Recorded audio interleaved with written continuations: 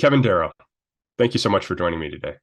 It's really my pleasure. Thank you for having me here, and thank you for covering this very important topic. Yeah, happy to. Now, earlier this month, you joined dozens of teachers with Santa Fe Public Schools speaking before the Legislative Education Study Committee against a set of rules proposed by the Public Education Department that would require districts to increase the number of instructional days from 176 to 180. Can you expand a little bit on your understanding of the proposed rule change, what else it would do, and what it would change for students? My understanding of the rule change is it would counter effect a little bit of what happened last year with HB 130, which was a large initiative passed by the legislature to increase instructional time. It increased hours rather than days. Uh, New Mexico public schools were required to have 990 hours. This is elementary school where I teach.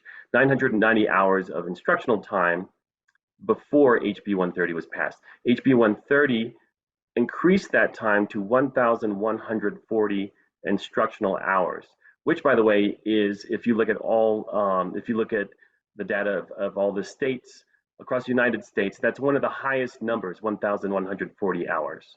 Um, the HB 130 also called for more professional development for teachers, and that time was built into the instructional hours. My understanding is that PED is trying to kind of reconfigure the result of HB 130 and make the school year a little bit longer, not by hours, but by days. They want to count by days rather than the hours. The various districts around New Mexico were in favor of HB 130 largely because it offered flexibility, and it didn't mean that they had to change their calendars tremendously. They were able to put some hours here, put some hours there, and kind of keep things, students got more time in the classroom, but it didn't really rock anybody's world in terms of calendar change. Now, what PED is proposing is to eliminate the counting of hours and do the counting of days, basically. And that will extend the calendar for students for a handful of days. I think it's about 4 or 5. And it will also remove the professional development time from those days and make them on top of the 180 instructional days. So we're looking at adding quite a bit of time for teachers and for school staff. I want to go back to that HB 130 that you had mentioned before. That was what extended the learning time, the mandate to 1,140 hours, like you said. Now, was there support among your colleagues for that change when that first happened? This is an easy question. No, there was not support for that change. HB 130 was a very large initiative. I think it was something around $300 million that they were going to use to cover the many aspects of HB 130, which covers more than just adding time, I know. But it's a very large paycheck that a lot of educators did not support. When we saw this coming through the pike, a lot of us, were very motivated to speak, and many of us did. We tried to show studies that show that it's not adding time that helps students, it's adding more instructional staff that helps students. What happens when you add more time and don't change the functioning reality of what's happening in schools is you really just do get more of the same. Nothing functionally changes. What we were hoping is that we could affect a change of getting more professional, more trained educators hired to help students, so that for instance, in a third grade class, let's say it's time for reading. Maybe there's a reading chunk for like an hour, and there's 24 students in that class. All of them are going to be at very different levels. All of them are going to still need help, but different levels of help. What we were hoping is that maybe we could hire a bunch of people who could come in during this reading period, and maybe 2 people help with that group, and then the main teacher helps with this group. Or maybe like there's just 3 different groups happening at once, and everybody gets very individualized help delivered on target. they're focusing on the students that really need it. And that's what we're hoping to spend money on, helping students who really need it rather than just extending the school year for all the students who clearly some students don't need extra help, but that's rolled into just extending the school year. All students get it. Okay, so you guys were not on board with lengthening the number of mandated hours.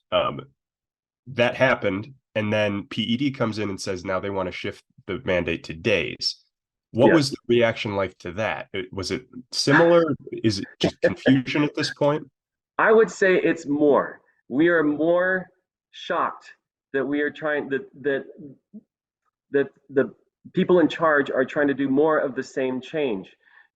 I understand that legislators, policymakers, that PED needs to do something to help education, and I know they must be feeling a lot of pressure.